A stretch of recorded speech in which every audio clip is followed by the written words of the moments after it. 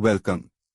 In Python, every piece of information you store, like a name, a number, or a list, is categorized as a data type.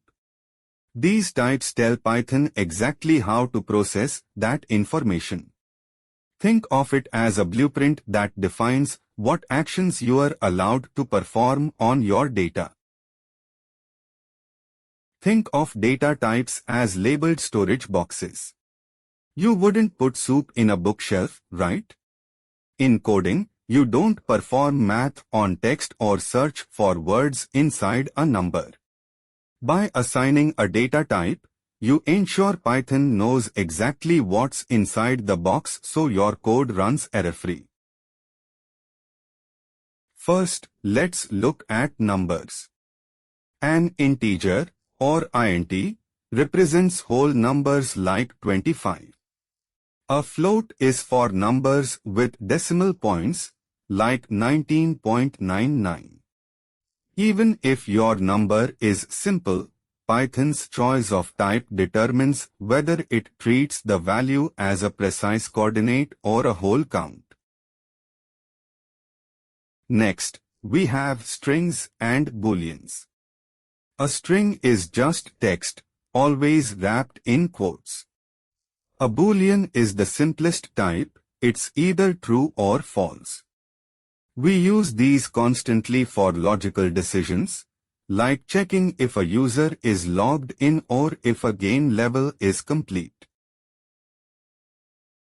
Not sure what type a variable is? Use the type function. It's a handy tool that returns the category of any data you pass to it.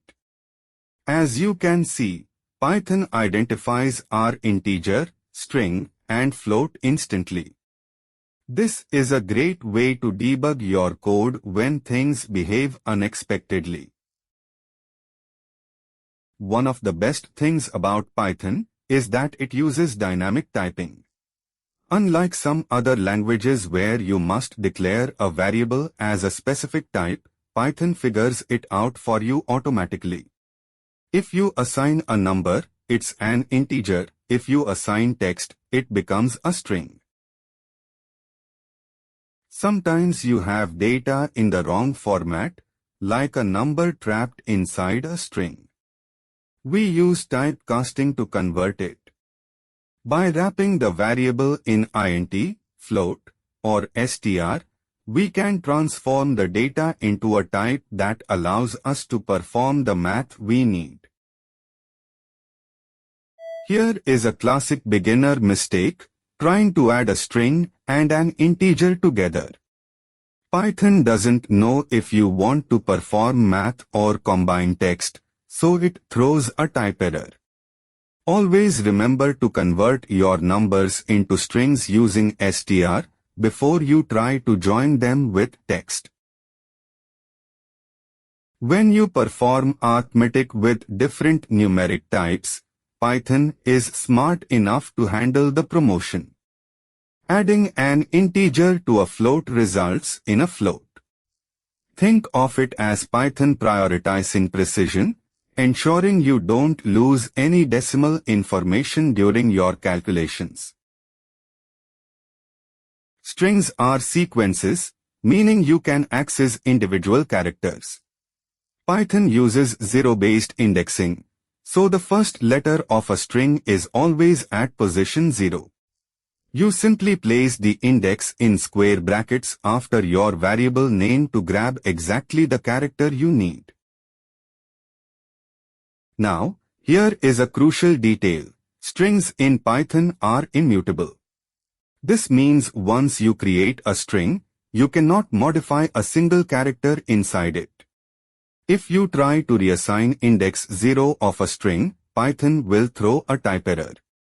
Instead, you create an entirely new string with your desired changes. Think of a string as a sealed container.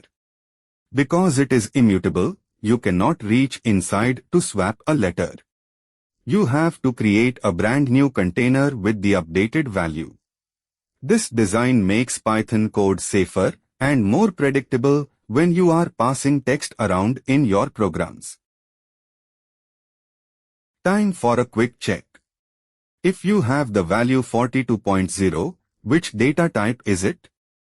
Remember, the presence of that decimal point tells Python to treat it as a floating point number. So, the correct answer is C, float. Keep that distinction in mind when performing your calculations.